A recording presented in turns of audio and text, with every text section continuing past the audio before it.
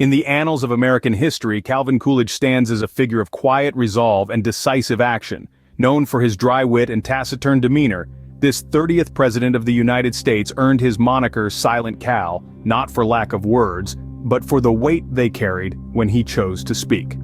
Born on the 4th of July in 1872 in the verdant state of Vermont, Coolidge was a Republican lawyer who ascended the political ladder in Massachusetts, ultimately becoming the state's 48th governor.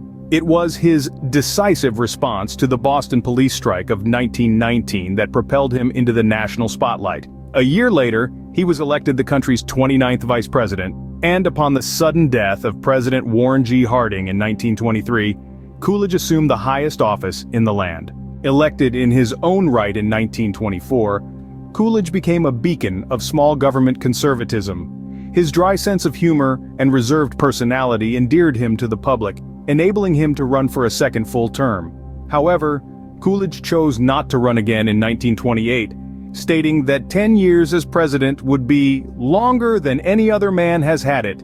Too long. During his time as governor, Coolidge was a stalwart advocate of fiscal conservatism, a strong supporter of women's suffrage, and maintained a vague opposition to prohibition.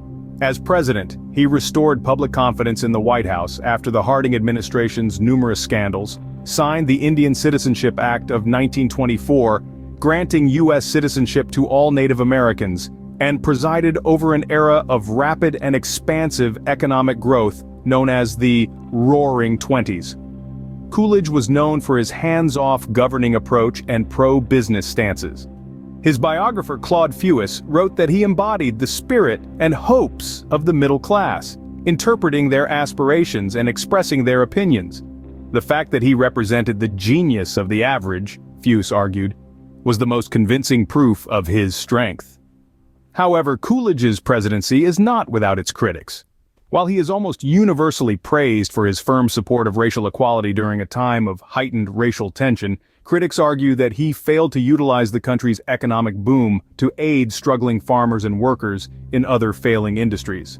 Moreover, there is ongoing debate among historians about the extent to which Coolidge's economic policies may have contributed to the onset of the Great Depression. In the end, Calvin Coolidge's presidency serves as a testament to his quiet resolve, dry wit, and decisive action. Whether praised or criticized, one thing remains clear: Silent Cal left an indelible mark on the history of the United States.